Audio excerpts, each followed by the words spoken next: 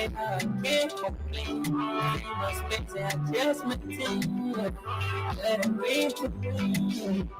Where I go to be, let it rain, I can't complain. You must fix it, I just maintain. I get let it rain to me.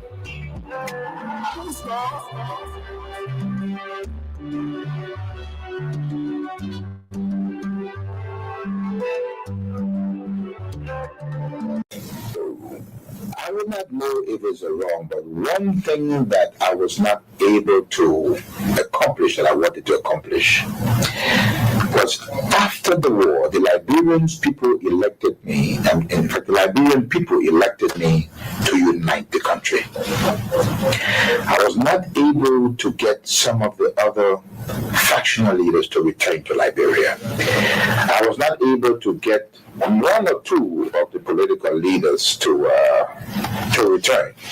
And I think they helped to provoke the situation. I was able to do a whole lot. Strangely, the LPC, these were all warring factions, and all of the other warring factions, I was able to bring them into government. In fact, most of the combatants that fought for the government during the war were the combatants of the warring factions that fought against me. So I accomplished bringing them together. I accomplished making sure that the issue of tribalism went away in Liberia. But I mean, to a great extent, I think most Liberians now, if you went to Liberia and took a poll, they would say Mr. Taylor did his best.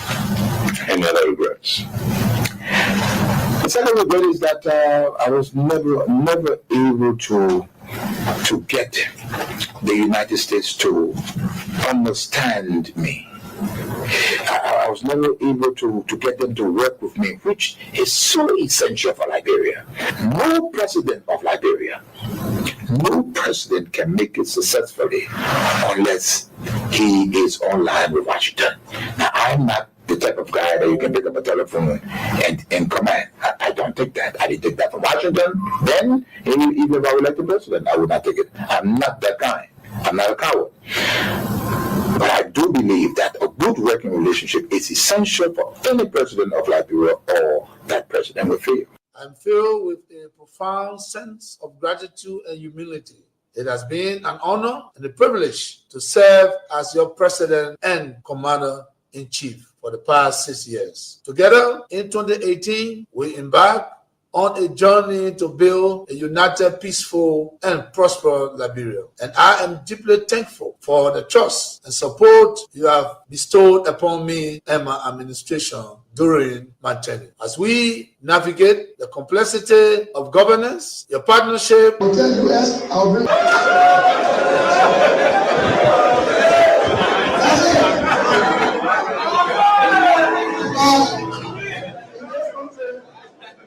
when you elect a clown and you think that he will be a king, what he does is to convert the kingdom into a circus. This is what we must deal with, and this is what we must say. Who do we elect into our public offices? Because, as I've said before, when you allow hyenas to take care of goats, why should you be surprised when the goats are eaten? This is the same. And Africa is only going to realize our potential in all areas when, by dint of choice, we enable and allow our best men and women to serve in different areas. I've heard it being said about Lee Kuan Yew in Singapore. I've heard it being suggested about Mahathir Mohamad in Malaysia. I've heard it being said about Japan. I've heard it being said about other countries, but there was a conscious decision on the part of those individuals and the followership. We always talk about leaders, but we never talk about the followers. The followers must also style up. Africans on average are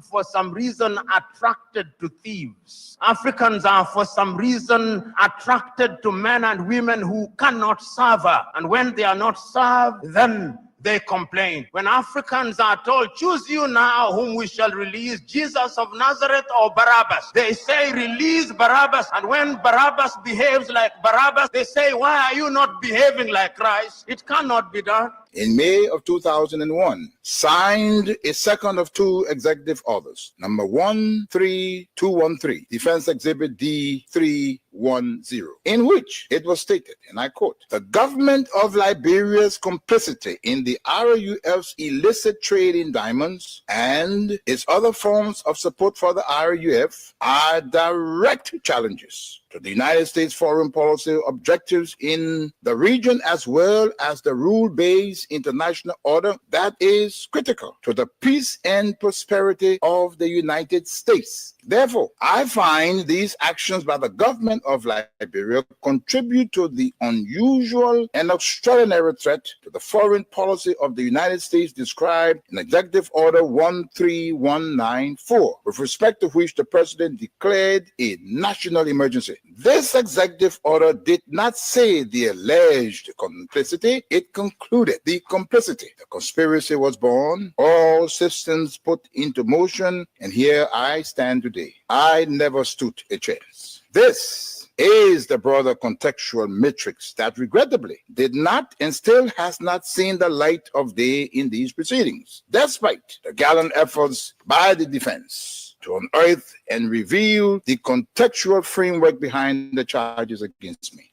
Now, with the two executive orders, the dogs were let out, so to speak. What followed was a dispatch of the attack pack led by Lieutenant Colonel David Crane, Defense Intelligence 30 years prosecutor. He, Crane, unlawfully unsealed the court's sealed indictment to his handlers, senior U.S. government officials at the U.S. Embassy in Freetown, and was never held to account. The rest of the operational team are Colonel Brandon Hollis, Defense Intelligence, CIA, U.S. Air Force, Senior Trial Counsel, and Armed Prosecutor. James C. Johnson, U.S. Army expert, 20 years on conventional and special operations, Chief of Prosecutions for the SCSL. Alan White, 30 years, Defense Intelligence, recalled from retirement to head up investigations at the Special Court of Sierra Leone. Stephen J. Rapp came on board as chief prosecutor for a short time with experience from Capitol Hill, where he served with the U.S. Senate Judiciary Committee sometime before. It came as no surprise to me that as a reward of sorts for Stephen Rapp's diligence in the execution of U.S. foreign policy objectives through these ad hoc tribunals, he was appointed U.S. Ambassador at Large for War Crimes issues. In support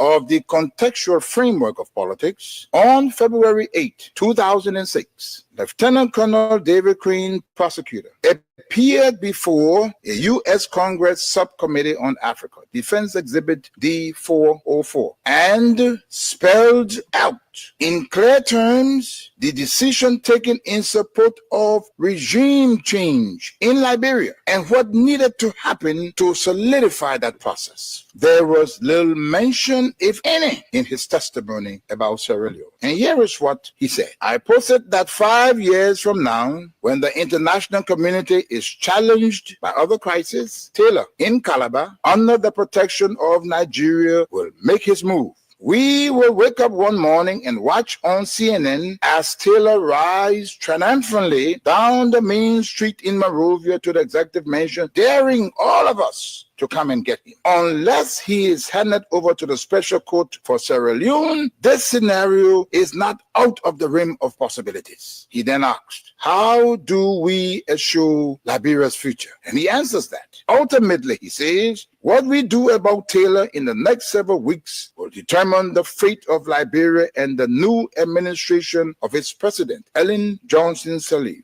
Crane then sets out several plans, two of which I'll state here. He said, first, hand Charles Taylor over to the Special Court for Sierra Leone for a fair trial, his kind of trial. This takes him out of the local and regional dynamics that is West Africa. Second, tie any financial and political support to good governance in Liberia. Time does not permit, but the exhibits are present. Not even the Nigerian nation was spared from threats and intimidation, as explained by Femi Fani-Kayode, press secretary to President Obasanjo, the Nigerian head of state, who was with him in Washington when President George W. Bush promised, and I quote, to bring Nigeria to its knees if Taylor was not turned over to the Special Court. And what happened? Obasanjo buckled and capitulated. Now, this demonstrates the significant pressure that was brought to bear on President Obasanjo, irrespective of his personal and leadership obligations to the West African sub-region. And therein lies the dilemma for current African heads of state and government, but how to enter into binding commitments and obligations with the African pairs and remain steadfast, resolute, and unyielding in their fidelity to those agreements in the face of such unrelenting and punishing pressure from powerful Western leaders. My people, where you at? Where you at? Wake up from your slumber, stop sleeping. Whip your hands, whip your hands, whip your hands, whip your. Come on, come on, come on. I know y'all sleeping now. Y'all gotta wake up small, yeah? Okay, let's go. The people fool us. The people lie to us. The government betray us. So much. I said they lie. The people fool us. The people lie to us. The government betray us. They can lie. I said we tired with their life. Oh yes, and when you are up With their promises. at the theme song of Takunji, we are asking you to invite others to join us as well. See us. If somebody is near you sleeping, Frustrate us. if they appeal to you, hey, please tap on that person's back Why can't you allow? or the person's leg, depending on the relationship between you and the person. Say, hey, wake up. Freedom Heart Talk is on. You screw us. Wake up, let's listen, let's follow, because it promises to be extraordinary tonight. The government. It promises to be interesting. But are they quite? Just a lot happening in our country. Oh, this whole thing about the United Methodist Church, what it is about. The people lie. Okay, so we say small thing tonight, even though we're waiting for all of the legal battles to conclude before we say what we think, but it's important we provide some clarities tonight. Fool us. The people lie to us. In case this is not too interesting to you, CDC Chairman, CDC Global Chairman Janga Augustus Cole will join us very shortly. My hope that I Why is he coming on? We want to talk to him. have. He made a statement today that apparently it's not going down well or resonating with some folks within the corridors of the CDC, What the government betray? They have including some of his partisans. What did he say? hunger. What did Janga Cole mean? Your vision and your mission, your intention, the nation. The poor. You got nothing to show. Nothing. Plus all the questions we intend to ask him tonight very, very shortly. So we'll go for our break. We'll come back. The CDC chairman will be on the show tonight. We talk to him on the issues. The people fool us. The people. The Liberian investigator is reporting something about the yellow machine again. We have that piece written published in the Liberian Investigator. Trust me, we're going to read what is written in the Liberian Investigator about the yellow machine. This one yellow machine, Wahala, will not leave our ears. Oh my God. This is Freedom Heart Talk. Let me say a very, very pleasant good evening to all of you across the country. Good morning, good afternoon, good evening to those of you in the diaspora. Our friends, our fans, our followers, our critics, and even those of you who do not like the things we say and the way we say them. It's good to have all of you joining us tonight on the show. Indeed, and now you need to deceive us. The thing we saw it was This show is proudly sponsored by Crime Stopper Liberia and is in partnership that you alive. with Win Liberia, our financial partner. Yes, tonight we're giving out cash $5,000. You screw up. $10,000, $25,000, depending on the threshold. The government should lie. Why? So all you need to do, just make sure you have 50 Liberian dollars on your mobile money account, or its equivalent in US dollars will be around 25 cents. Once you have that, you are qualified to play. But let's take a break from let's take a walk from our partner. And when we come back, trust me, we talk the cash. Welcome all of you who are joining us tonight via our Facebook live feed. And then the CDC chairman, Janga Augustus Cole, will be our guest tonight. Let's take this break to be right back.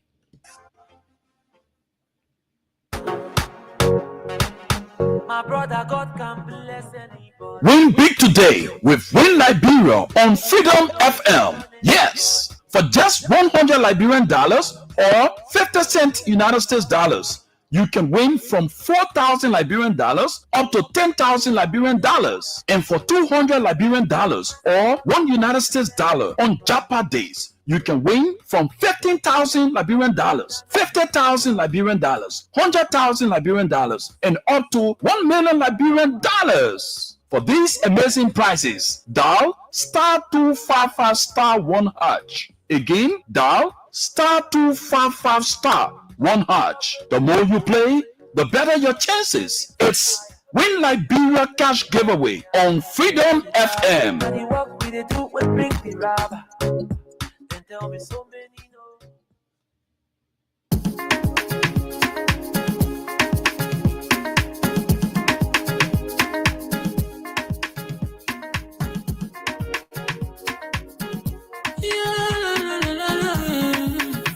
It's about musical. There are crowds in many places, in every community, you can see. So if you see crime, report it. Don't tell law in your hands for the right authority. That it can't take your law in. Crime Stopper here for us, bringing safety to your door. Whether you rich or you poor, if you see you must talk it. I mean you check. Do it for your safety. If you see it, don't keep it.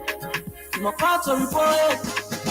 Crime Stopper, the people bringing safety to your door. Crime Stopper, stopping crime and make it peace for them before. Crime Stopper, Crime Stopper, keeping us safe, they're stopping crimes for all of us. Crime Stopper Liberia is your community crime fighting partner. Don't take the law into your own hands. Remember, if you see a crime, report it. This is a message from your own self, Old Man Sam Sion. Crime Stopper, the people bringing safety to your door. Crime Stopper, stopping. Okay, thank you so much, Old Man Sam Sion, Crime Stopper Liberia.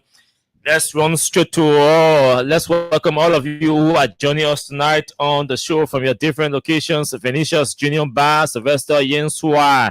Welcome all of you from the borough of New Kutan, Ansu Famole from Cape Mount, Samuel Hinen from Wiala, Magibi County, Lord Jala from Police Academy, Mohammed Balo from Broadville City, Venetia's, yes, Vicarious is also joining us tonight. Welcome Vicarious, Aliyu Kamara, Moses Henry, all of you, welcome to the show. Moses from New Jersey is following via YouTube. Shaklon Chas from Nimba, George Flomo from Hotel Africa Road, Agatha Glasgow from Tingers Village, J. Augustus Help, up Broad Street. Harris Kamara is joining us tonight from Painesville 72nd community probably. Okay, he said Washi from Japanese Freeway, Painesville City, Painesville 70th community. My first time hearing another community in Painesville. Avin Sompong, welcome to the show. Abu Baga Sharif, King Sergio, we say welcome all of you to the show tonight. It's good to have all of you. Mohammed Sano is following from Grand Cape Mount County. Peter Wunde is joining tonight from Crown Hill, up Broad Street.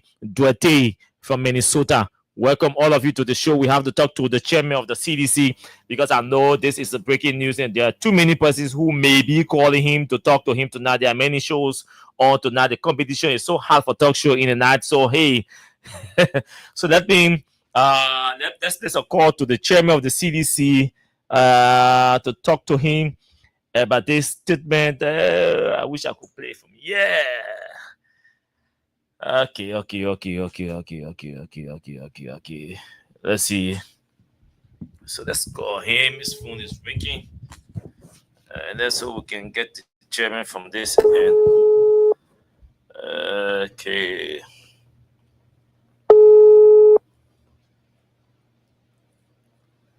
Okay, so we're trying to join the chairman of the CDC to speak to us. Okay, let me see. Yeah. So what you got here? So this is the statement that was made. So listen to the CDC chairman today. Well, I can tell you, before Geraldine Dosheri left, the CDC still won in 2017.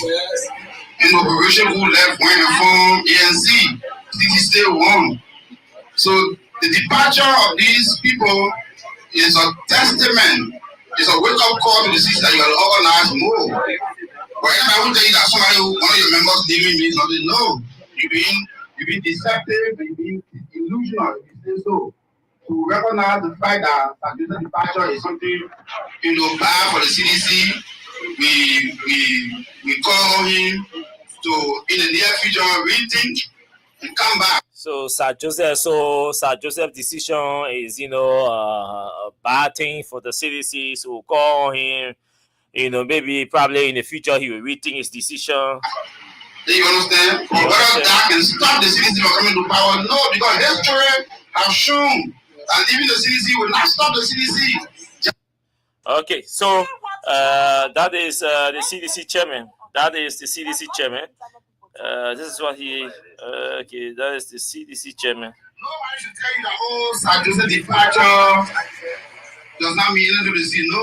Nobody should tell you that Sir Joseph's departure does not mean anything to the CDC. Nobody should tell you, that's the chairman of the CDC speaking. Nobody should tell you that the departure of the chairman should not, of Sir Joseph should not mean anything to the CDC. He said no. Joseph is a major blow to the CDC. It's a major issue. Sir Joseph's leaving the CDC is a major blow to the CDC. It's a major issue to the CDC. Sir Joseph will come to his hope that he will come to his senses and come back home. Well, I can tell you, before Geraldine Dosheri left, the CDC still won in 2017. So I can tell you, before Geraldine Dosheri left, the CDC still won election in 2017. And Operation who left when and from ANC. Operation who left. Operation who left went from ANC. The CDC still won. So the departure of these people is a testament. It's a wake-up call to the CDC. Okay, so we have the chairman now on the line. Mr. Chairman, good evening to you. Thanks for always making yourself available to talk to Freedom Hard Talk. Thank you. Hey. Chairman, are you there? Yeah, can you hear me? Sure, you are live. You are audible enough. Okay. Now, I know you have seen some of the criticism from some of your partisans, some of your colleagues, and some of your followers. You want to place your statement in context because we've been playing your statement back to back. And for the record, I'm playing what is posted, the essay that was posted by Spoon Network. That's what I'm playing for the record. So you want to place your statement in context. What did you mean? What was it about? So basically what I say is what any other person will say. It's even what my own friend and brother Honorable Akaras Gray has been saying. Geraldine Dosheri left the party, it was a setback, but we still won. George Soro left the party, it was a setback, but we still won. Horatio Gould left and from ANC, it was a setback, but we still won. So Sir Joseph leaving is a setback for the party, but the CDC will still win. The CDC will still be strong. That is the context. It's so sad that a portion was extracted, not the entire statement have been posted, and that's wrong. That's intellectual dishonesty because I spoke in context. That even though Sir Joseph is leaving the party, but the party remains strong, and we are still strong, and we'll still go ahead to win the elections like we did in 2017, and that's the context. So it's quite surprising that a portion is extracted in the entire context of the statement, and it was not played, and that's so sad. But Mr. Chairman, I understand the contextual aspect you emphasizing, but don't you think the choice of war was not carefully selected? No, so what I meant was, don't you think setback was too strong of a word? Austin. Yeah. Hello. I'm here. You're live. Okay. Hey. Any single person leaving the CDC, even an ordinary member, It's a setback for the party. Mr. Chairman, That's what I meant. How is that a setback? again? How is that a setback to the party? Because you don't want to lose members. But if somebody like Joseph, who the party has made from 2011 all the way to 2023, is leaving the party because you made him. He's a CDC investment. So it is sad for you to leave, but it does not mean the party will not survive because he's leaving. And that is the context. That is the context that I spoke. It's sad that the opposition is being extracted. Because if you play the full statement that I made as CEO, you understand the context in which I spoke. Your statement comes in just at the time where an SF also is parading on social media by former Sano County Senator Milton Tiegi, who already said as CEO at the same venue that George Weah returning to the CDC or the CDC returning to power is almost like an illusion. It's never going to happen. Now, describing a single person leaving your party as a setback, the correlation or the timing, to many who are criticizing your assertion, that's what seems more attractive. Setback. So, my brother, we even have a slogan for setback to come back. Losing the election in 2022 was indeed a setback. Prince Johnson leaving the CDC coalition in 2023 indeed was a setback. And so we must, as a party, we must be frank with ourselves, and that will in fact give us the impetus to work harder. And as party leaders, we must wear our garment. We must wear our garment to work harder to ensure that this party will triumph come 2029, and that is the path on which we are. But it seems to me that somebody leaving a setback does not mean the party is not strong. No, the party remains resilient. The party remains a grassroots movement, and we are all amalgamating the forces to ensure that we defeat the Unity Party come 2029. It seems you are incurring more setbacks, many setbacks that may see you never coming back to the presidency. Saleh, How? There are many setbacks. Because if people leaving the party is being considered setbacks, and there are more people still leaving the party, more people still criticizing the party. Lester Tenney, one of your former supporters, is consistently on you. Solomon George, one of your former lawmakers, is consistently on you. And these people's consistency in attacking you are being considered as setbacks. It means you may just never come back. Austin. Yes, Mr. Chairman.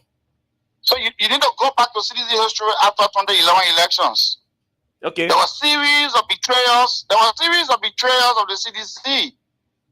And the CDC amalgamated the forces in 2017, gave the youth a resounding defeat. Some people leaving, you admitting that people leaving is a setback, in no one in the party. And people thinking that saying that people leaving is a setback takes away from the party. No. There's a clarion call to all party leaders, to all party members, that we should remain focused to ensure that we work to governance of the forces and win the 2029 elections. What do you say to your parents who do not see or view your statement as a source of motivation, rather a demotivational utterance to them? No, what do you say to them? No, so we can tell you, partisans, again, I show you that the CDC remains strong and vibrant. Even in Austin, setback does not mean that you are weak. Life, what is political, social, is a combination of setbacks and progress. So whenever you have setback, it gives you an opportunity to pick up from where you left. So Senator Sir Joseph betrayal of the lies that he told against the CDC is a major betrayal. Every betrayal that somebody that's supposed to be loyal to you give you is a setback for you. But that will not define, or that should not define your going forward. You should be resilient, you should be focused, and you should move forward. And that's why I'm urging all citizens, do not be perturbed. Do not be moved by what has happened. This should be an opportunity for us to hold together, to move the CDC forward, to take the CDC to the next level. Now, let's place this in. And there could be more betrayal. There could be more. We should be ready to absorb this betrayal, consolidate like we did after the 2011 elections. We amalgamated the forces and we drove to resounding victory in 2017. So now, there are many questions also outside on the lava big blue. Now, I'd like to ask you this. Maybe this could be the final question to you. Now, most of your Star Wars and former Star Wars and partisans, ordinary partisans, have been criticizing Sir Joseph's decision to leave the party. Not just criticism, but they have also considered his exit as a nominal thing. And hey, that's Sir Joseph Gomez. Who is he? We made him. Now, a person that you made and describing his exit or his leaving as a major blow or setback, when your partisans have been criticizing him and considering his exit as nothing to the party. The contradiction also, did you consider all of these criticism prior to your comment because you are an authority of the party? So, people who are saying Sir Joseph leaving me is nothing, they are also right. Because powerful people left the party before and we still won. And that's the context in which they are speaking. And so they are not wrong for saying that. They are not wrong for saying that because they are committed to the resilience of the CDC. They are committed to the CDC struggle. That in spite of Sir Joseph and others leaving the party, we are still on the verge of resounding victory. And that's the context. That's the context. So we all saying the same thing if your other ways. If your partisans were pressuring you and demanding you, Mr. Chairman, no. The context in which you spoke did not go down well with us. We're not comfortable with that context. And you have to reconsider that context. Is this something that as a leader you'll be willing to do? No, but to reconsider and say, reconsider what? Especially the usage of the word, the description of the description of his action as a setback to the party. To say Sir Joseph is now a setback to the party. Are you prepared to reconsider the usage of that word, the description of Sir Joseph's leaving? What I will say, I will reiterate. And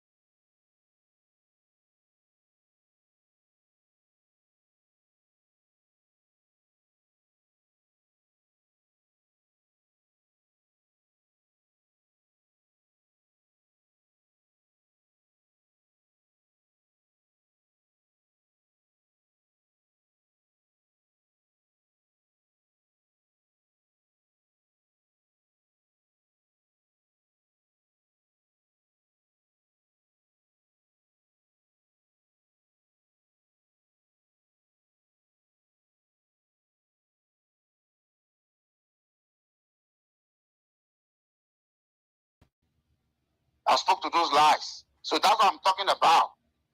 And I said, his leaving is a setback for the party, but the party will still move on. That's what I said.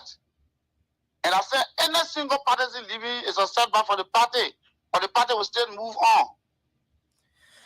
Okay, I think we appreciate you taking our call, and we hope that this matter can be resolved. Because I'm sure you're reading all of the comments that are flawed in the different chat rooms and social media about this.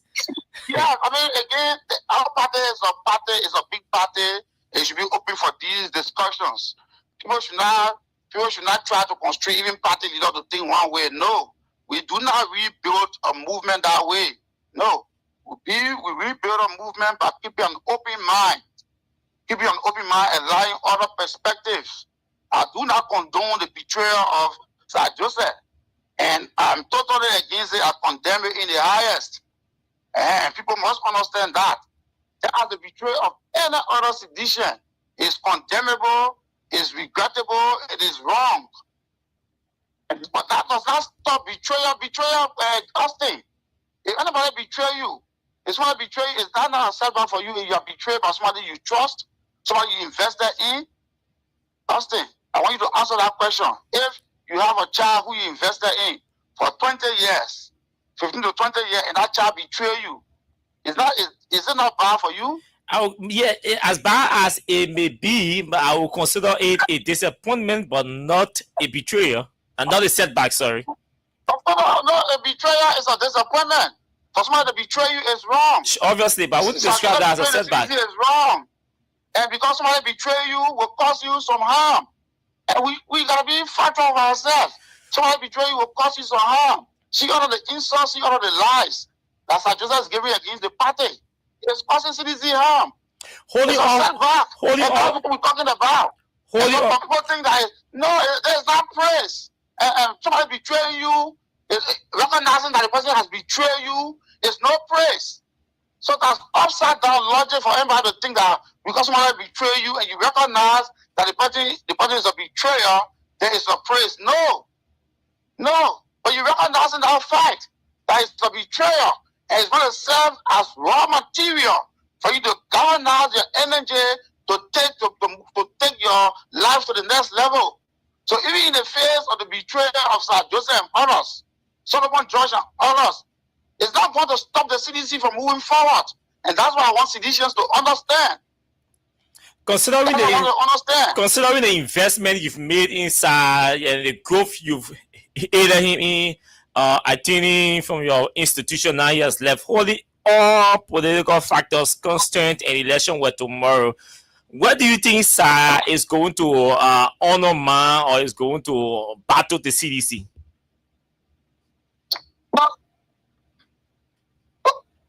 Sir Joseph has already told you that he's going to battle the CDC. That is no secret. What will you be looking for? So which political terrains? Come again? Which political terrains will you be placing emphasis on to counter Sir Joseph's attack against the CDC if elections were tomorrow? So, my brother. So I am of the view that before we get to 2029, people that Sir Joseph become inconsequential. So whatever we feel now is temporary, will be temporary. And that's why we must galvanize our forces, that we must put ourselves together. We should not pretend that we don't have trust and risk. As a party, that's the wrong mindset. We must have the mindset that we do have trust. We do have trust. And the sooner we prepare and galvanize ourselves, get ready, and face this stress and confront this stress and neutralize this stress, the better it is for our CDC. So CDC should not be thinking that we'll be one-sided. No. We come from the school of thought that we must recognize our challenges, we must recognize our shortcomings, and we must amalgamate our forces to make sure that we take the CDC to the next level. There should not be a new CDC of pretense, where we pretend that there's nothing wrong. No. I am not willing to lead that kind of CDC as chairman. I'm willing to lead a CDC where we would face our threats, face our risk, and deal with these threats and these risks. Turn them into opportunities that can move the party forward for victory. And that should be our focus. And as leaders of this party, I'm urging all, do not sit in your corners and think that all is well. No, no. We must all, join the struggle in rebranding this party, in reorganizing this party to make sure that we are ready to take the CDC to the next level. But we need to do a SWOT analysis. Where does it start from? Where does it start from? Reorganizing the party, rebranding. We've heard these words for the last 1 year, 7 months within the corridors of the CDC. We've not seen any physical or practical action. When do you start rebranding? What does rebranding include or involve? So the rebranding process is on. We are moving county to county. We have visited almost 6 to 7 counties already. We are putting in place party. So we will not come on radio to discuss our political strategy, and so that the opposition cannot feed into our political strategy. But we can tell you that we are recalibrating the forces. We are rebranding the CDC. We are getting ready. And you see the enthusiasm of the people and the failures of the current Unity Party government is also serving as an impetus that is galvanizing the population behind the CDC.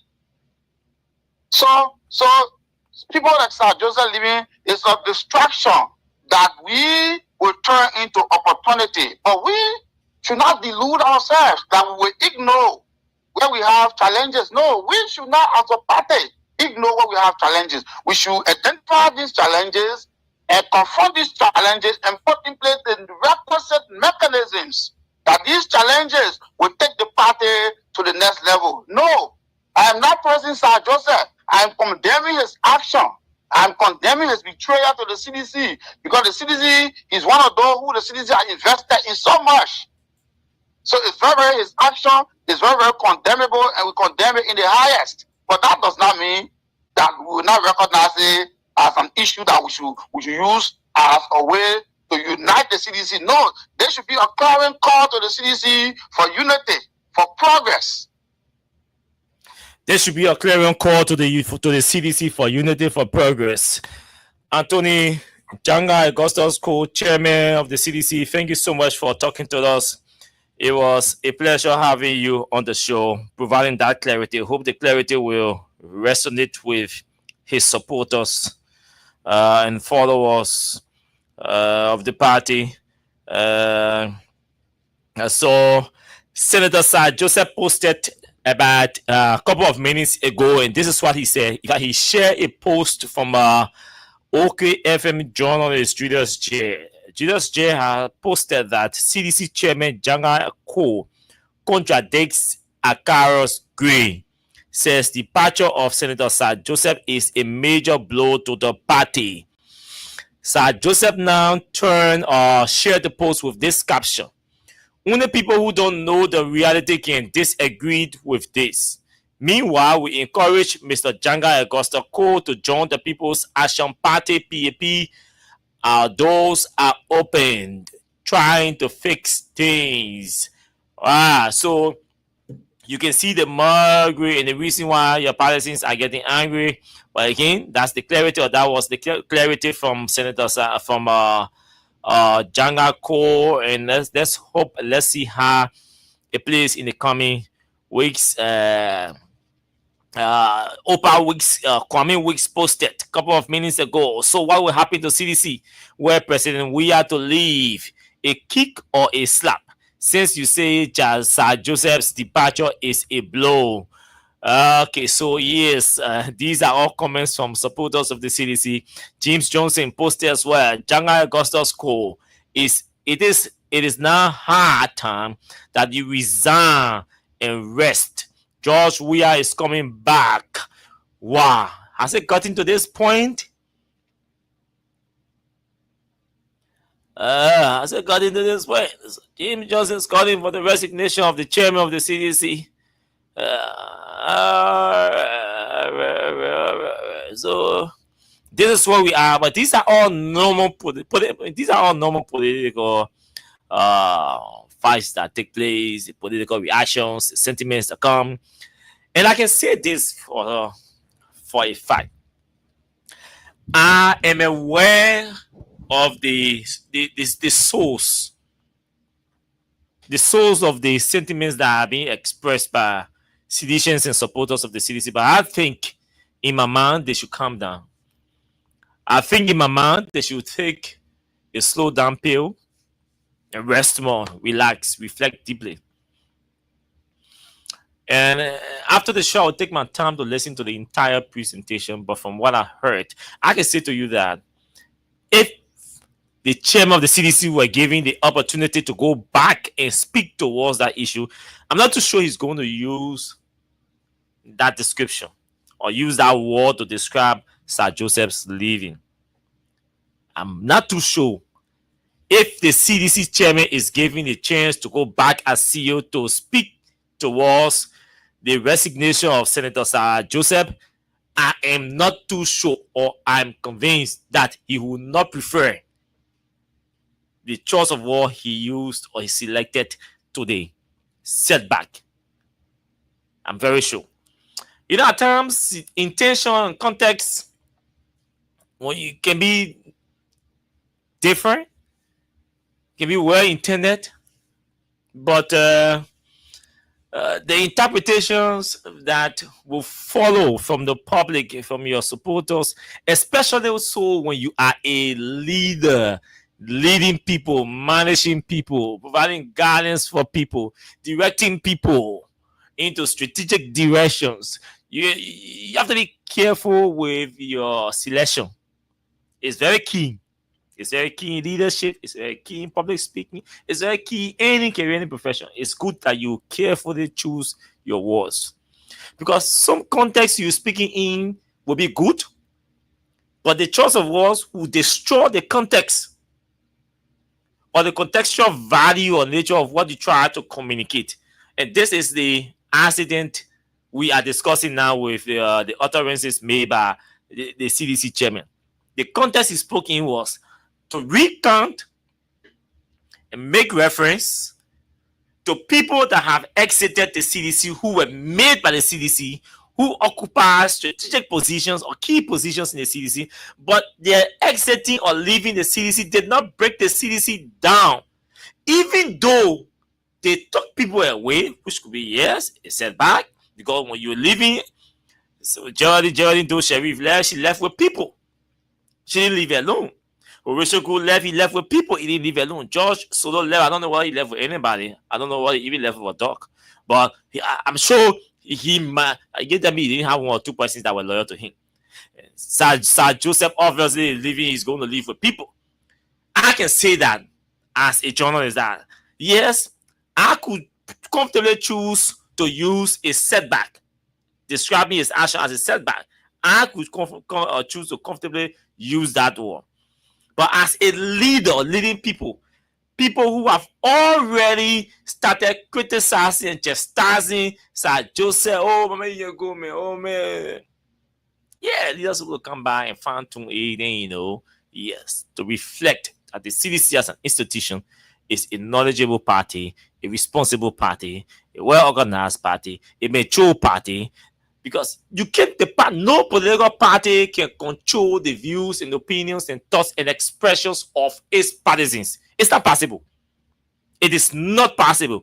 No political party can control the views, the expression, or the thoughts or utterances of its partisans. You can't control what they say, what they write. No, you can't do that. But when they finish saying all the things they want to say, oh, Sir Joseph, I cannot fair, man. Oh, Sir Joseph, you did. Oh, you that. When they finish saying all those things that do not represent the views or the position of the party can come out and issue a leadership position or a position or a response to him that will reflect good leadership, quality leadership, that will not demotivate the partisans and their supporters, and that will not also promote or contradict the expressions or the sentiments of the party and its partisans as well, and other officials. That's when carefully structuring your statement of response and the utterances and the choice of words too, because it would damage the entire context or intention of your expression. And in my mind, I think that's what happened today. Just by the usage or the selection of that word, setback, destroy the entire intention, the entire context the chairman was speaking in. But again, these are all things that help to make the politics juicy, so we can understand. But the chairman has spoken already. CDC, seditionists, supporters, we actions, you gotta calm down. You have to calm down. Jagaku has said he has provided the clarity. You all have to calm down. We all have to accept some realities. So realities are painful. Some facts are painful, but we have to accept them as reality. We have to accept certain facts. Some facts. They're painful. Yeah, but what do? You don't want to wear rare shoes. Yeah, Marvin buy you rare shoes on Tony's day. You see the shoe on Tony's money. What you do? You vex by what you're paying. Or maybe you won't wear long trousers, they buy you short trousers. What you do? Tony says, my man, Christmas clothes, they are Tony says slow. Go wear your clothes. You are paying. But hey, that's the reality before you. That short trousers you can wear on Tony's day. You gotta wear. You feel bad way. But you gotta wear. So I mean, we have to move on to other issues. I'm not taking calls yet for seditions. I have I think 2 other issues to discuss here tonight, and then we can just blend it in and take calls. But while we are talking, you can be playing the cash giveaway. You just need $50 Liberian on your mobile money account, or you need 25 cents in US on your mobile money account. Once you have that on your phone, you are qualified to play the cash giveaway.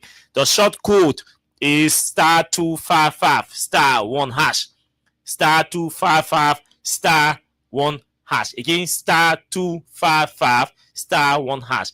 At 9:30, we can be able to do our jaws and then take calls. Let me see what I can make up this presentation in 30 minutes, and then we can move on to do 1 or 2 jaws, if possible 3 or 4, if possible 5 or 6, and then we move on to other issues. I mean, leave me back. The chairman feeling talking. What I want me to say? Leave me. Y'all go do your fighting in your chat room, my man. I beg you. The chairman has spoken. Y'all go do your fighting in your chat room.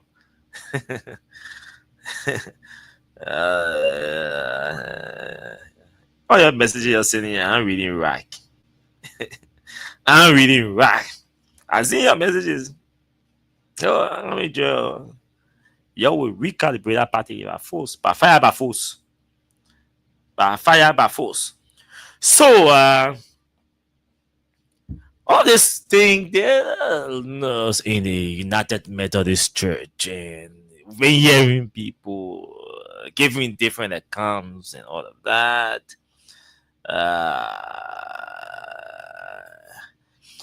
And I think I should spend like 10-15 minutes providing small clarity. Just small clarity. I'm not stating any position here. But what I can say is that I am a United Methodist. I remain a United Methodist. I didn't join the UMC. I was born in the UMC. So I am a UMC. I am a United Methodist by birth. So I remain a United Methodist.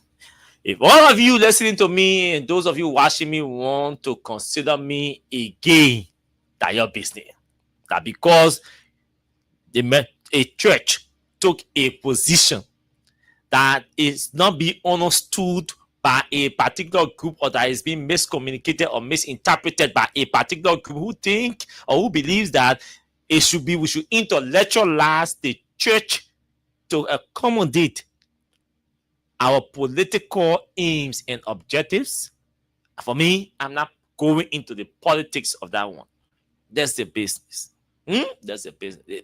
God will judge those who are efforting to damage or destroy the church by misinterpreting and miscommunicating the decision of the church and ignoring the authority of the church as well. The United Methodist Church has authoritative layers, structures that take decisions and communicate decisions of the church. Until that structure can be dissolved, it remains the singular authority and structure that represents the United Methodist Church globally, and that is structured down towards the local churches. We should not ignore that one, and nobody should ignore a United Methodist, a non-United Methodist. This is for all of us. We need to adopt the culture of respecting authority, laws, rules.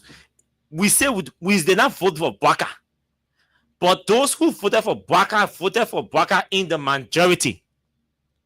I am under no obligation to disrespect that authority vested in Baka as the president. Since I will get angry, or I got angry when they were disrespecting the authority vested in George Weah as president, that's how I should not be disrespected. As long as I do not see George Weah, whose leadership I subscribe to, disrespecting the presidency, the authority of the presidency, I would not join anybody to disrespect the authority of the presidency. The day I see we are doing it, my leader will do it. Once he's not doing it, I'm not doing it. Let's be clear about that. Now, so same to the church. The church has a structure. After or every 4 years, all the different structures from around the world go to the US to attend the General Conference. That's the first thing we must understand. In Liberia, the bishop of our church is not the one who makes decision for the annual conference, the Liberia annual conference. So if some of you do not know, that's the first clarity you must know. The bishop does not make decision for the Liberia annual conference. The bishop of the United Methodist Church in Liberia does not make decision for the congregation, or what we call a laity. We have a board of laity that makes decision for the laity. We have to understand that. So when we go to annual conference, like we went to the 192nd annual conference, we meet and take a decision, or take a couple of decisions, including resolutions. When we go to general conference takes a decision, and that decision is trickled down to the annual conferences where applicable. That's how it works. So you go down there in America to vote for same-sex marriage or against same-sex marriage. You will not carry, for example, let's say Liberia, you carry delegates to vote. So if you take 10 delegates from Liberia to go and vote, other churches they have 10 delegates. All annual conferences got 20 delegates. All annual conferences got 15 delegates. Some got 8 delegates. Depending on the size or structure of your conference. Right? Or your leadership. So all these different delegates from the different local conferences will assemble in America to vote on different propositions. Some of you, I can understand that you're not United Methodist, so you don't understand the structure of the church and how it works, how decisions are made. And our many in Liberia are making it to look like it is the bishop that took a decision, which is not the case. So everybody left a year ago. Now, for the last 30 years or over 30 years, this particular proposition has been surfacing on the floor at the general conference. Every time we go there, what can happen? Everybody will go for, they will defeat same-sex. You go again after 4 years, people will vote against same-sex. They defeat the proposition. You go again after 4 years, boom, defeat the proposition. They vote against same-sex. You think the people who are United Methodists and are into LGBT, you think 15 years, 20 years, they were not preparing a planning to go and win more votes? It's democracy that voting. When you say that, when there are more crazy people than some people, who do you think will be elected president in your country? Crazy people, right? Or when there are more people who are literate or who have financial capacity to lobby amongst all the voters to go and vote in their favor, who do you think will win? The people who best campaign. It's a campaign thing, it's a lobbying thing. So we African churches have been voting against same-sex. Where did the people take that vote from this time around? And do you know, even the very Liberia Annual Conference that we're talking about today, they are even internally they accusing each other, say Liberia did not vote in unison. But that's besides the point. The main point I want you all to understand is that, hey, the bishop of the UMC does not make decision for the Liberia Annual Conference at the General Conference.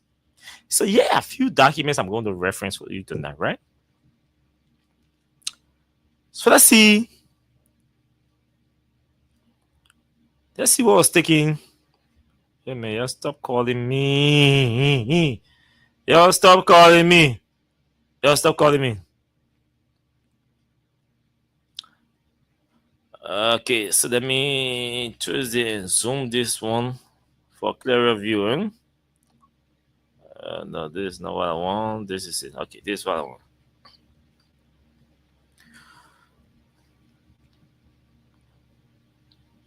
So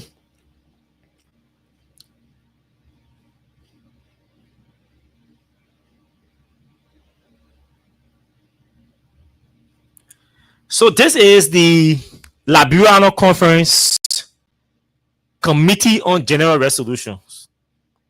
The Committee on General Resolutions. The general resolutions to the 192nd session of the Liberia Annual Conference. I shouldn't be doing this, man. Of the UMC. So this is the general resolution that they took at their 192nd session. We, the clergy, lay leader, and lay members accredited at the 192nd annual session of the Liberia Annual Conference of the United Methodist Church, convening with the St. John United Methodist Church as venue, Banga City, Bon County, under the theme and text, blah, blah, blah, blah, blah, blah, blah. Come down. Hereby adopt resolution number 192/016 LSC UMC, Banga City, Bon County, February 16, 2025, as follows to wait. Resolution A, subject reaffirmation of the definition of marriage in compliance with biblical standards, national laws, customs, and traditions. The men who said it in the church, they lying that the United Methodist Church Liberia agree to adopt or legalize same-sex marriage. And what they say? This is the resolution on same-sex marriage by the very United Methodist Church in Liberia, that general resolution, what they approved, voted for, what they voted to approve in Banga. I'll read for you. Whereas paragraph 604.1 of the discipline grants the LSC UMC the authority to adopt rules, resolutions, and regulations not in conflict with the United Methodist Church Book of Discipline 2020-2024. National laws, listen you, national laws, customs, and traditions for its governance. So any resolution you pass should not be in contradiction of your national laws, your customs, or your tradition domestically. It is in our Book of Discipline. Our men say that either that part and present a picture to the public like it is not in the United Methodist Church Book of Discipline. That they do not recognize traditions, culture, and customs. This is it. Whereas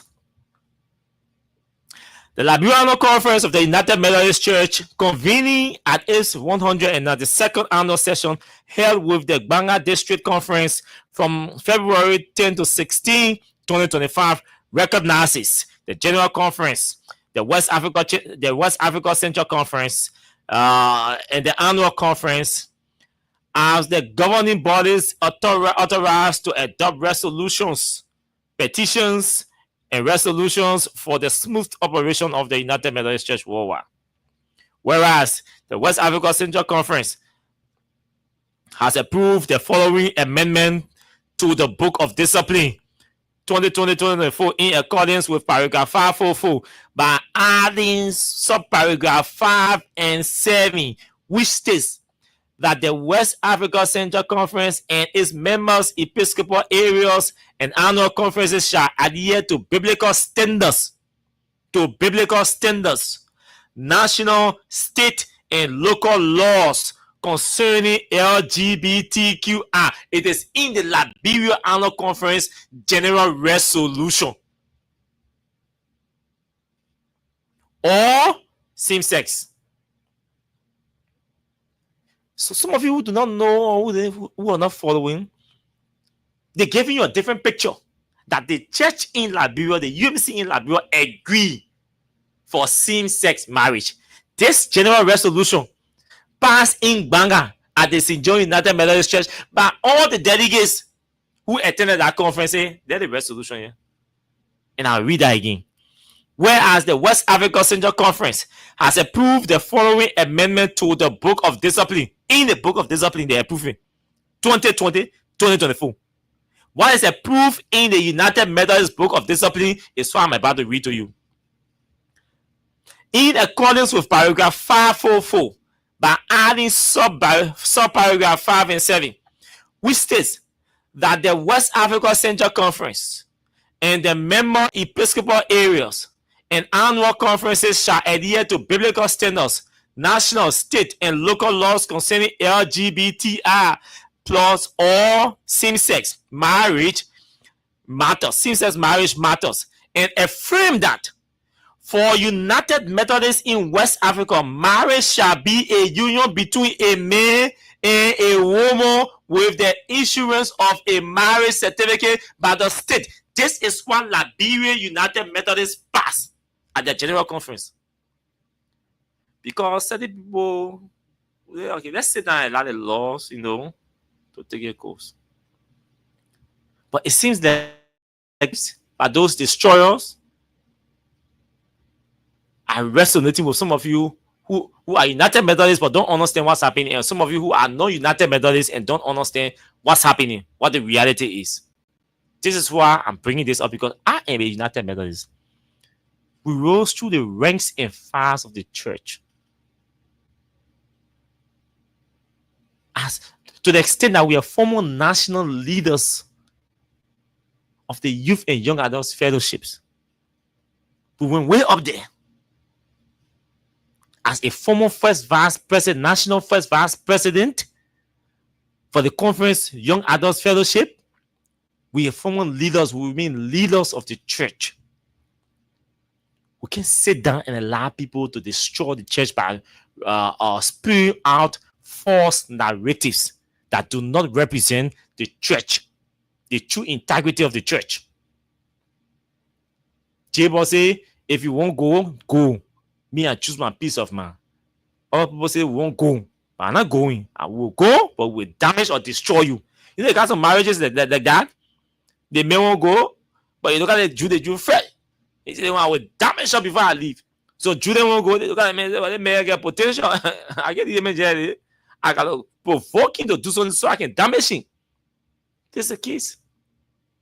But let's continue what the very Liberia Annual Conference, what they passed, the United Methodist Church under Samuel Choir. This is what they passed in Banga. You will not hear anybody calling his or say a globalist referencing this resolution. I don't know what other document is supposed to convince you that the United Methodist Church in Liberia did not approve same-sex marriage. This is the general resolution from the General Conference and Annual Conference. All those who sign will read the signatures. Now, it also says that whereas the Liberia Annual Conference, consistent with the West Africa Central Conference resolution and the amendment to paragraph 544, reaffirms its historical commitment as evidenced by resolutions adopted by the 187th its 187th to 192nd annual sessions, and to uphold the traditional biblical principle of marriage as a union between a man and a woman in alignment with biblical standards, Liberia's cultural values, traditions and civil marriage and civil marriage laws. Now, therefore, be it resolved that one, that the Liberia Annual Conference at its 192nd annual session formally adopts the amendment to the Book of Discipline, paragraph 544, sub-paragraph 5 and 7, as approved by the West Africa Central Conference, which convened in Ghana between December 5th to the 5th to the 8th, 2024, affirming that marriage within the United Methodist Church in the West Africa Central Conference is defined as a union between a man and a woman consistent with biblical standards applicable to the national laws, traditions, and customs of annual conference within the central region in the Central Conference. How is it that people who went to school are refusing to answer or to understand the simple thing that you don't have to be a lawyer or even you just need to read and read? You will understand this. And they're misinterpreting what the church in Liberia has agreed upon. That one, though. 2, that the Liberia Annual Conference directs all member churches and affiliated bodies to implement this resolution in accordance with the principles set forth within and to ensure compliance with Liberian laws while maintaining the biblical and doctrinal teachings of the United Methodist Church. 3, that in line with its traditional stance and in line with its adherence to biblical standards, scriptures, the Holy Bible, and the laws and customs of Liberia, the Liberia Annual Conference will not conduct any weddings of homosexuals or ordinations of self-avowed practicing homosexuals. The United Methodist Church is traditional. The United Methodist Church is traditional in its interpretation of the Holy Scripture, the Scripture that contain both the Old and New Testament, and will continue its evangelistic outreach to all persons who live in darkness and do not know the redemptive grace of our Lord Jesus Christ. This is the United Methodist Church resolution, general resolution, just recently passed in February at the annual conference in Ghana. 4, that the Liberia Annual Conference shall maintain the name United Methodist Church, the cross and flame as trademarks already registered internationally and honor the laws of the Republic of Liberia. 5, that the name United Methodist for us in Africa has indelible history and legacy and has become an attractive, redemptive, and Christian service-oriented name holistically throughout the continental connection of the United Methodist Church. 7, that the insignia of the UMC, which represents the cross and the flame, bears great spiritual impact on our evangelism, mission, witness, and service throughout Africa and the world. 7, that our emblem of a cross and a dual flame reminds us of who we are in Jesus Christ, how we are connected to God through Christ, the cross, and the Holy Spirit, the flame. Hey man, stop calling me, man. That the flame also reminds us of the birth of the Christian church on the day of Pentecost. That one can be found in Acts chapter 2, verse 3. And of the historic conversion, experience, and transformation of our founder, John Wesley, on Aldersgate Street in London, England, on 24th May 1738, when he felt his heart strangely warm. Resolution B, they want empowering the board of trustees to qualify the document or for the church property. But that's resolution A. I was reading to you. What in that resolution says to you that the United Methodist Church in Liberia has adopted or approved or endorsed same-sex. And we can go on and on with the clarity, but like I said, there are many cases in the code that the courts are handling. We can be discussing the church on radio, especially those of us who are leaders of the church. Most of us you see discussing the church, engage in the different discussions. We are all leaders of the church. We're leaders in our local churches, leaders in our at the district level, leaders at the conference level. Some are leaders at the West Africa Central Conference level. Some are leaders at the jurisdictional level of the church. And we are acting or behaving like kids, like people who do not understand the church, what it is to maintain the integrity of the church. And we think it's intellectual or it's being smart. We think it's being smart. We think that's smart, that you're too smart now. So, everything you're smart. Yeah, go. So, everything you're smart. Everything we reach, we go. So, everything we not, the poor boys supposed to be all. Let go. So, they tell you, we preach it. Let's stand so. We smart. Let's stand. No, these kinds of divisive, overlarge divisiveness in the thoughts of Christianity in a denomination called United Methodist. We can't do this.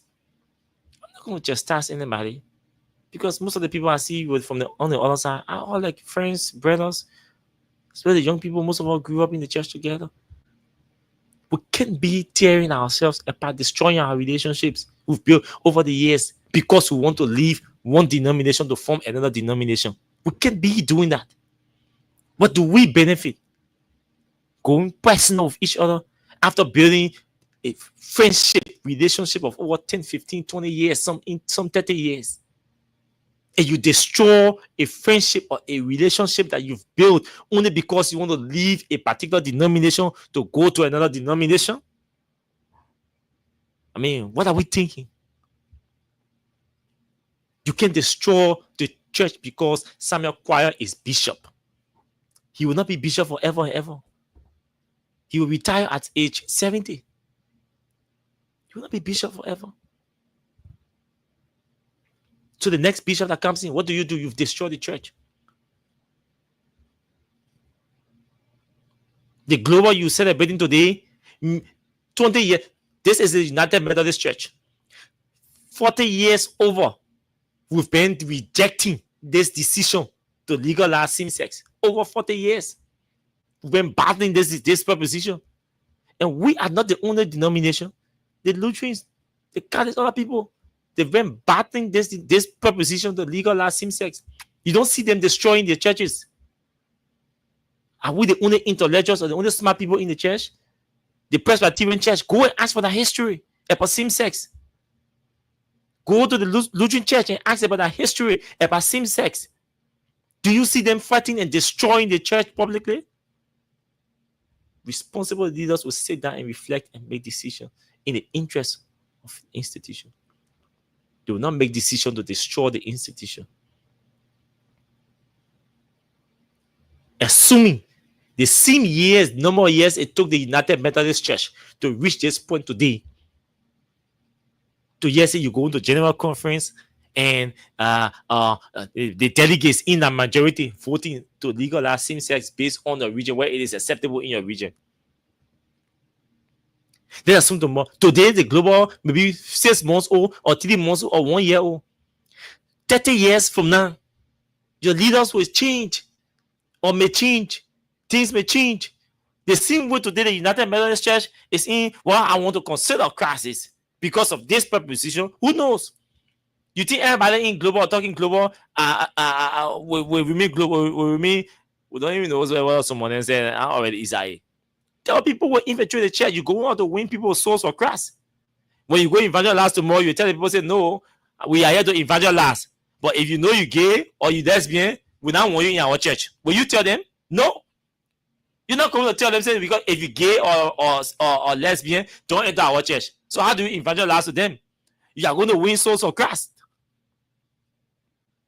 And winning souls, evangelism goes after sinners. Goes for sinners. Non-believers. So if you all are saints in global, then you guys do not have to be from church. If you want only saints in your church, no need to form church. You already saints. You are already saints. Just wait for judgment day. You go to heaven. Just wait. But let's assume 30 years from now or 20 years from now, the very global decides to legalize same-sex at their general conference. And your local church here too, your annual conference, you move again. Then you move again, you go different place. Then you form your own church. Huh? Like I said, don't intend to go into any politics. People support people. They lose election. They go back. We know the Methodist Church to be a church of democracy, a church of battle, intellectual battle. Strong intellectuals were made in the church, but we restrict our intellectualism. We restrict our intellectual activities within the boundaries, within the pillars of the church, on the four pillars of the church. I see we killed one of the pillars of the church, ignoring one of the pillars of the church, reasoning. Nobody is reasoning. Nobody wants to reason. Nobody wants to reconcile. Everybody on the other side is bent on destroying the UMC and promoting the other C. And they say, yeah, all of you in the UMC, you sit down, you don't fight back, you don't do anything. You sit down, you watch us, let us destroy the UMC. What kind of arrogance is that? How does that make sense? You want to walk away peacefully and leave the other people. Well, tomorrow when heaven opens, God will judge all those who were doing the wrong things. And you know the decision of God. The sins will go to heaven. The sinners will go to hell. You want to judge people on earth? And you think that's you think you're being intellectual? The very other denominations that are mocking you, go in and other churches, that other denominations, and hear their problems, and see whether they don't have any problem in the church. But they are mocking you, and they have legitimate reasons to mock you because you are bringing the church to public ridicule. You are the one doing so. I've been a member of the Liberal Council of Churches Youth Text. Yes, for years. So we have an understanding, in-depth understanding of other denominations, of the issues confronting other denominations, the crises that are confronting other denominations.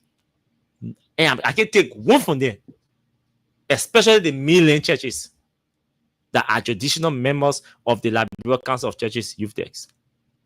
They all have their own problems. You never hear about them. You never see them going to court, fighting, shutting down church, disrupting church services.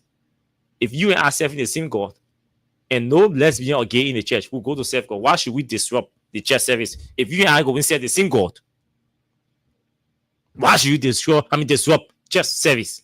When the intention is to serve God, is to worship God.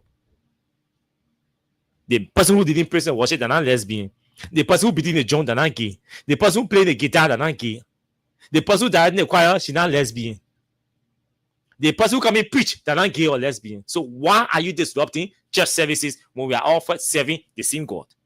And your issue is against allowing same-sex people in the church. You go to church, you not see no same-sex people in the church.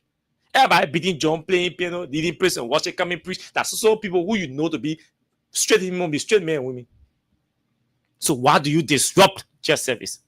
It says to me that there are ulterior motives behind this thing. Because the UMC is clear on her decision. It's clear.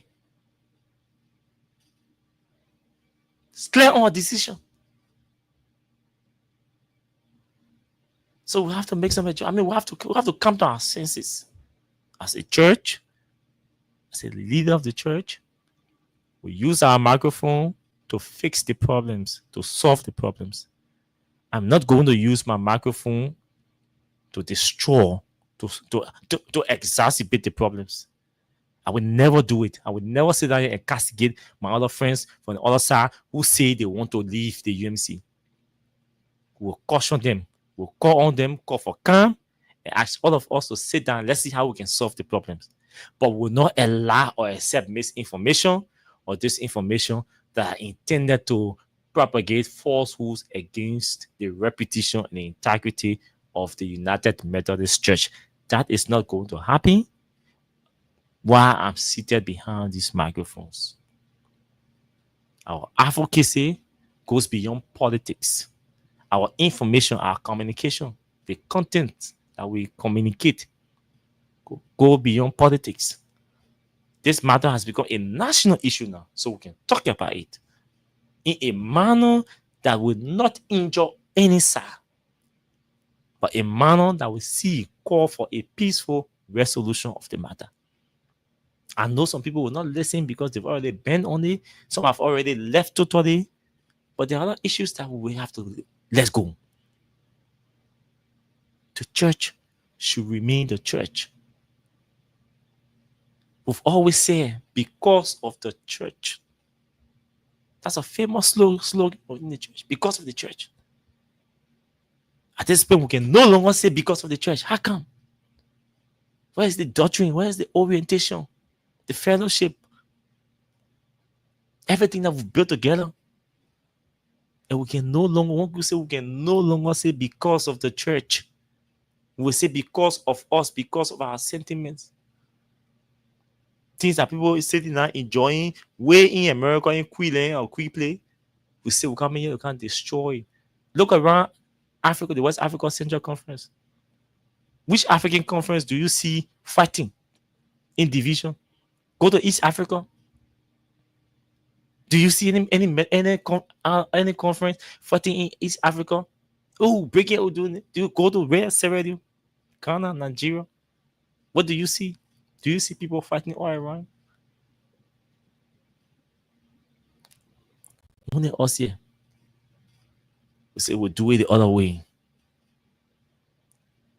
But I think we can do it differently.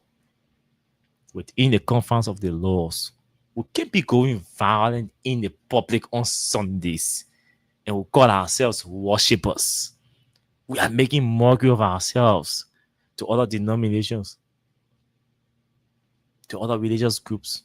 We're making mockery of ourselves. You go to church on Sunday, you're disrupting church service, and you're standing before church, chanting political and uncultural slogans, and you're talking about cultural values. You come here and say we have to promote our cultural values. You go to the church on Sunday, stand in front of the church and chant slogans that do not promote your culture, do not promote or project the value of your culture. We contradict ourselves. So, yes, we can take calls. You listen to the CDC chairman, he was clear that he spoke in context.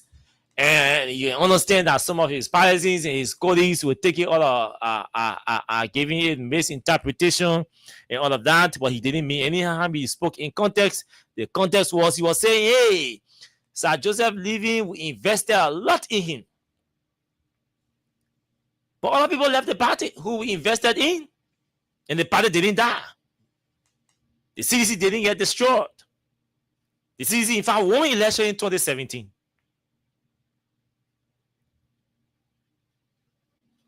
Today, Sir Joseph Living, yes,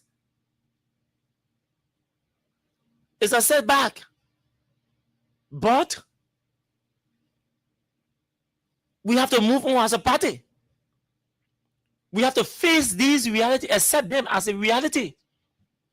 And say, let's move on, let's rebrand, let's recalibrate, let's adjust. Why he living remains a setback, but we can battle him, battle his action, recalibrate, adjust, neutralize his threats or the potential, any potential threats that his exiting may pose to the party. and to the party's chances of winning in 2029, and neutralize those threats and move on as a party. Jangako said that's what he meant. What do you think? Do you think Jangako's clarification should suffice here? Do you think his clarification should be accepted and we should move on as a party? I mean, what do you think? What are you saying to somebody as a leader? Are you saying, hey, my sister, listen to me. Let's accept Chairman Jangako's clarification on Freedom Hard Talk, and let's move on. What are you saying to your people in Bon County? Can we move on? The chairman has spoken. He has provided clarity. Is the clarity acceptable?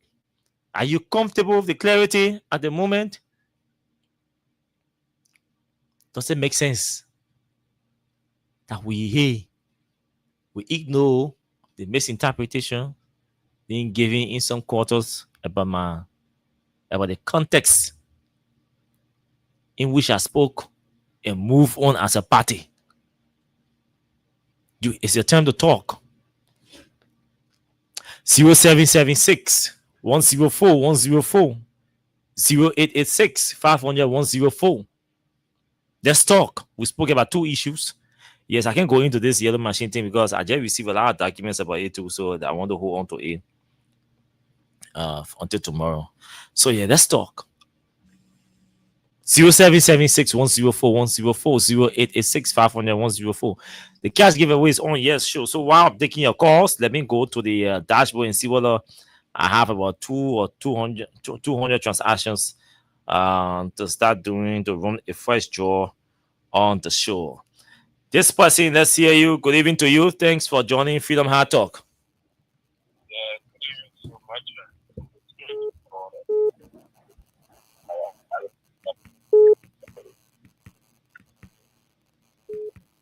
Hello?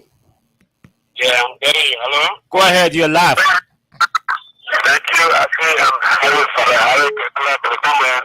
What specifically I want to talk about is that television you talk about. Okay, go ahead. Yeah, I want to say thank you so much for the forum and concern about the church. And we have to speak to our people, let the church be the church. The politics in the church, they bring it, you said, but for me, I'm against how they talk about power and this and that. We have been looking at book of discipline, concerned about the church, and we are mentalists. It was very discouraging, discussion issued on social media, discussion about the church, about individuals within the church. I'm totally against it, and we have to speak to our brothers and sisters that we all are wolves, sharing the same God. But Lord, focus our mind to serve God in the Church of United Methodist Church. Thank you very much. I agree with you. Let's hear the next person. Go ahead. Yeah, my name is Reverend T. Washington Chako. I come on the Center of Bell. How you doing, Reverend? How are you? I'm okay. This evening, I'm overwhelmed with the clarity made. You see, democracy is good. It has a lot of beauty. But in democracy, we also have propaganda. Mm-hmm. Sure. Yeah, and that is the political maneuvering. Mm-hmm. In my own opinion, the Methodist Church, there's a politics within the Methodist Church. That's one of the reasons people want to understand the issue of same-sex marriage. The first thing I want to tell the Liberian people, our country against same-sex marriage. Mm-hmm. The under the law is referred to as union sex. Yeah. So from which background, a church in Nigeria will condone same-sex marriage, even when the law is set. So no other argument I can convince you. Any church that does that, you are violating the law of Nigeria. Obviously. And the government of Nigeria has the right to close that church. Exactly. So yeah. But this issue in the media about the Methodist Church, it has some propaganda. For me. No, you're right. You're right. That's true. You're right. Yeah. I'm speaking to you. I've been following it. I'm the chairman for the Council of Churches in Foya. Okay. I've been following it. And today, I'm called to officially condemn those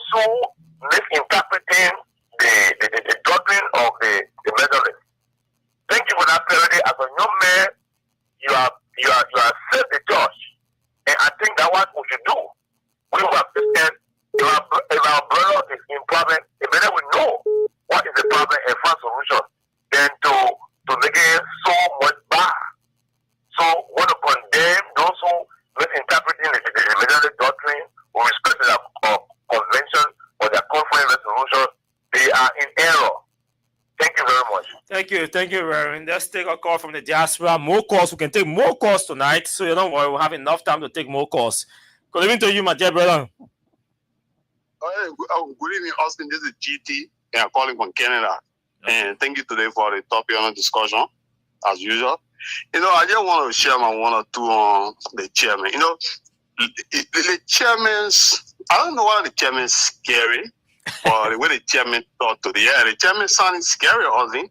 And since the chairman talked about CDC, Austin, I know, but I think you asked me the question, but you mentioned something that look, in the eyes of the public, CDC is depreciating.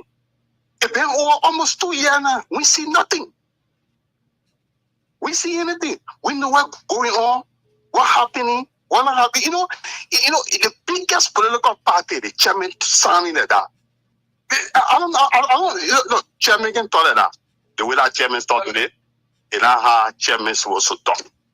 You must sound sexy, eh? So, no, the chairman is sounding scary, I think. And just imagine. Oh, scary. It sounded scary. It's sounding scary. Oh, okay. And then I said, look, the institution, nobody is bigger than the party. Nobody. That's a whole institution right there. People come, people go. And I'll tell you, plenty of people will come, plenty of people will go.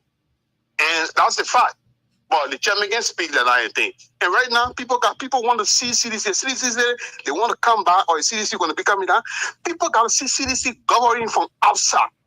They got to look at the structure in the party and got to say, yes, this is where we are.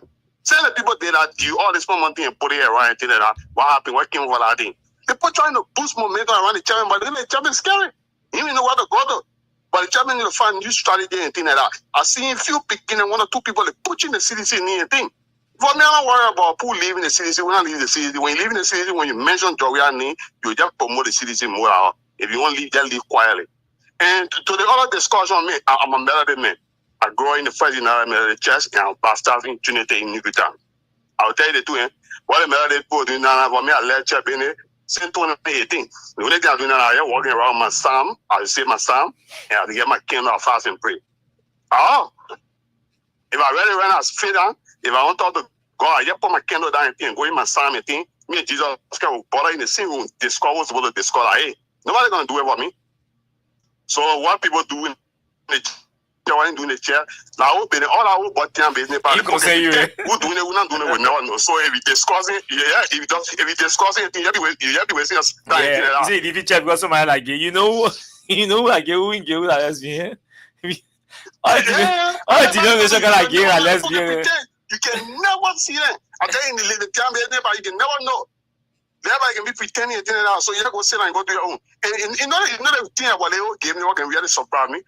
In Africa, people talk about the gay business today. But since they come in development, I live in Canada. I was in Liberia, the town paying to come to Canada, Austin, and me call it one shot. I was on the radio, I was driving, going to white. And I listened on the radio, I was following Canada. Canada just, it was one of the first countries that legalized gay. Yeah. At first, I kind of think, I'm going to that kind of country, I can't do it.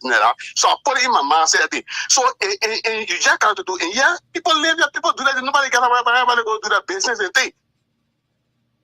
And yeah, the people get offshore. When you go to the training, go to school, I think, when I time ready for the people to teach about ballet parts and things, they send note to the school. They ask you, you want your child to take part in the discussion? Yes or no? You sign the paper, you know when your child to take part in when the class time, you put your child in the other side, they put the thing. Okay, my brother. Thank you. Let's take more calls from here. Let's take more calls. We have enough time to take calls tonight, so we can talk, we can exhaust all of you, or almost all of you. Oh, my man, the thing is still not going through. Don't be distracting me. I can do that. It's still not going through. So, okay. Yeah, still not going yet. So let's take call from here. More calls on the two topics we discussed here tonight. Let's hear you. Good evening to you. How you doing, Austin? This is we are talking about. Welcome, Dad. Member of the Trinity United Methodist Church, former lay servant. Okay, let's hear you, Dad. The issue we are talking about, I don't know whether we're supposed to trust one another. The thing even our calling Bishop Abundesi, especially our men, the way okay sign this afternoon, it pissed me off. Okay, discuss in the afternoon. We're supposed to cover ourselves. We ourselves. That boy he get pops. Let us see Bishop Choir, any of the church with the constitution of this country go and get man-to-man certificate in that any of the United Methodist Church.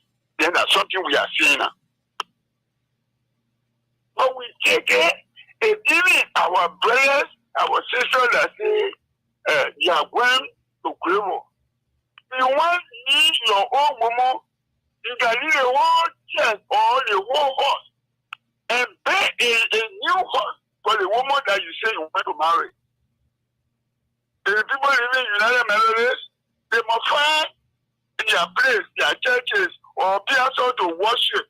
But what is the job putting all in there? Everybody discussing all in bar and all reverse with those people that are the bishop for doing they want. You are not the man is anointing bishop. Then don't play with anointing.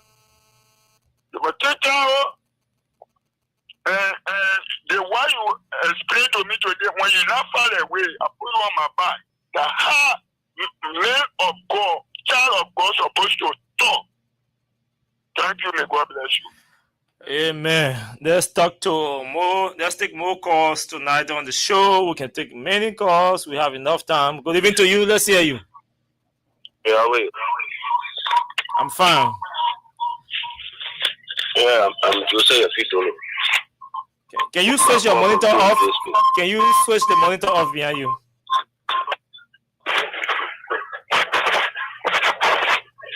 Okay, go ahead. All right.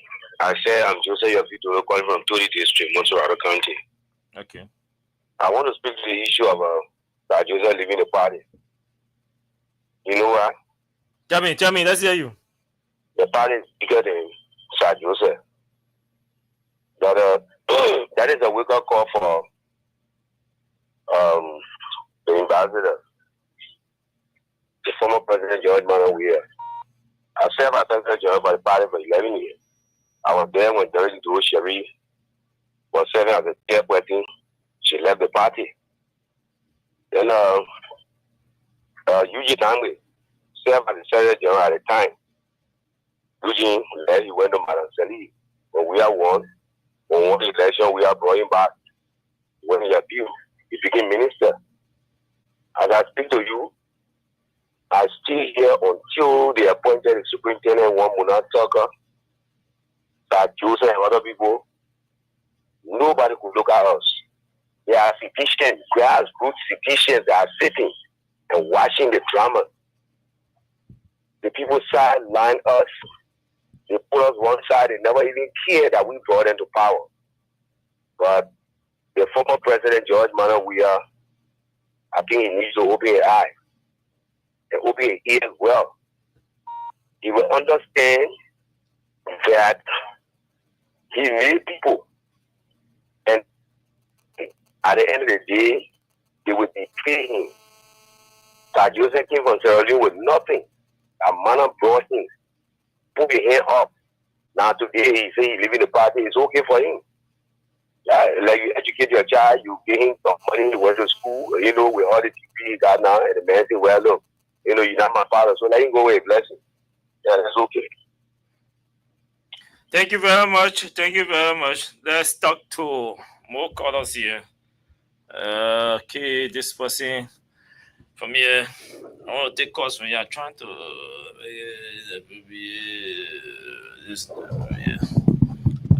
okay, so Okay. So I'm trying to do a draw for this person. So let me see what I can get it done. Let me see what I can get it done.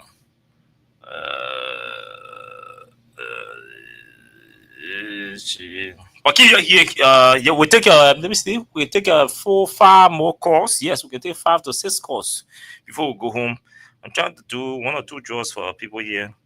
The time.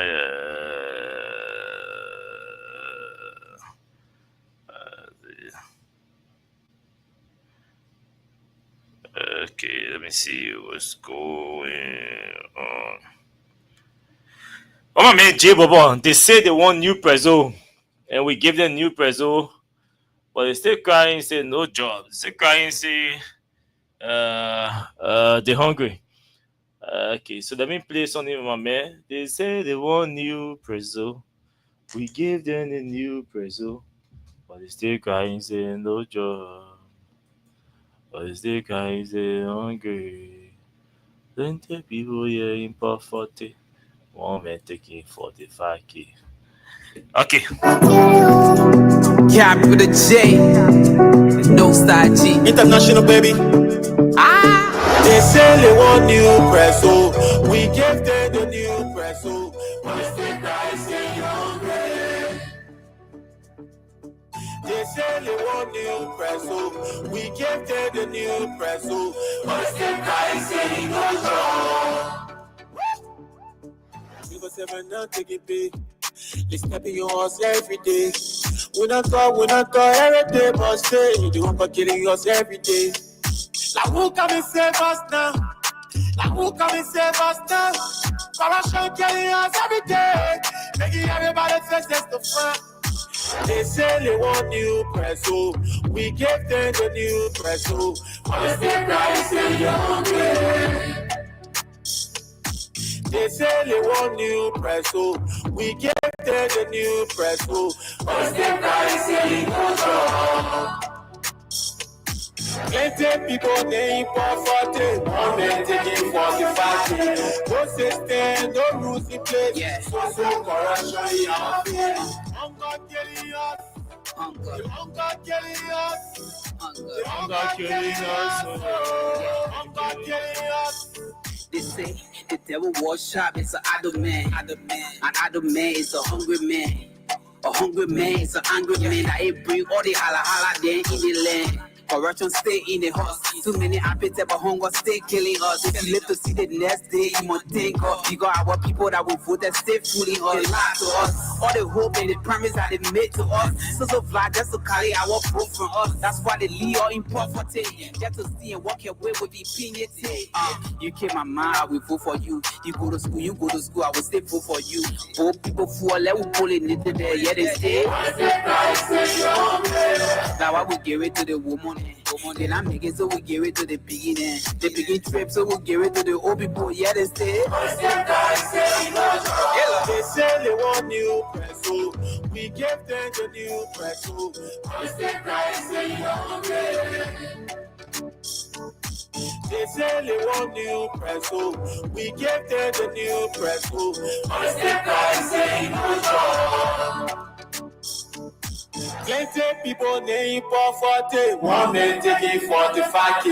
No system, no rules in place, so corruption in our face. Hunger killing us, the hunger killing us, the hunger killing us, oh, hunger killing us.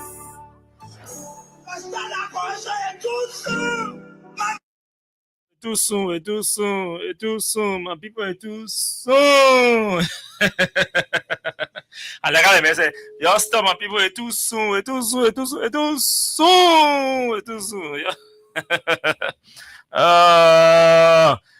Liberia, under Joe Barker, the corruption is too soon. So let's go to the telephone lines. We talk to this person. Good evening to you. Hello. How are you? My name is Austin Kawa. I'm calling you from Freedom FM. You play our cash giveaway today, right? Yeah, I played today. What time you play? Dear subscriber, your account is low. Please recharge. Hello? You see Balo. Let me call the person on my. Let me just call the person on the number. We're gonna 0886 23 55 4. Okay, let me call this person on my personal number and then go home. Hello, how are you? I'll say my name is Austin Kawa. I'm calling you from Freedom FM. Yeah? I have you live on the radio on Freedom Hard Talk. You say you played the cash giveaway today, right? Yeah, I played today. When did you play? I played a house song. I played almost I played 11 times. Yeah, the 50 I was saying. Oh, you played 11 times today, but not on this show, right? I play on the show, then I play on the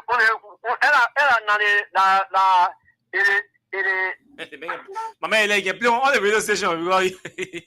I said this is Freedom FM 87.9. I'm calling you. Yeah, I play today. I play 87.9. I play. Anyway, check your phone. The number you play on, we have transferred $5,000 to that number. You won for yourself $5,000. Thank God, thank you, brother. So can you stay on the line and check the code and check the credit? Yeah. That was you. I will put money on my phone. If anything, I will call you back. Okay. If anything, I will call you back. So that man won for himself $5,000 just now. Let me see how many. Let me check out and see what I can do with another draw. For those of you playing the cash giveaway, and then we can go on. Let me go see what I can do. Another draw for you, for another person to win $5,000, and then I can run home. So let me see. The good thing I do for me. Try you. Every day with a way. Okay, now. Tom. It's exactly 10 o'clock, so we have to go home, man. We have to go home. Hey, no side G. International, baby. They say they want new press, so we gave them the new. Yes, I saw all of your messages about the chairman of the CDC, but I couldn't read those messages. They are aggressive. They are harsh against the chairman. So you always saying text and post your harsh comments about him or against him on your Facebook handles. He will read them. But I can use my mouth to communicate your harsh comments. If it was just criticism, no problem. Many thanks to all of you for following the show tonight. And we shall be back here tomorrow by God's grace.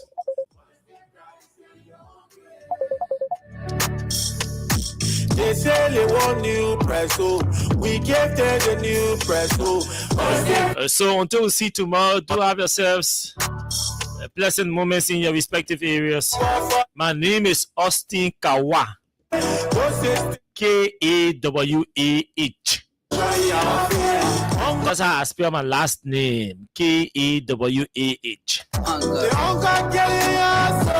Bye-bye. They say the devil was sharp, it's an idle man. An idle man is a hungry man. A hungry man is an angry man. I ain't bring all the holla holla.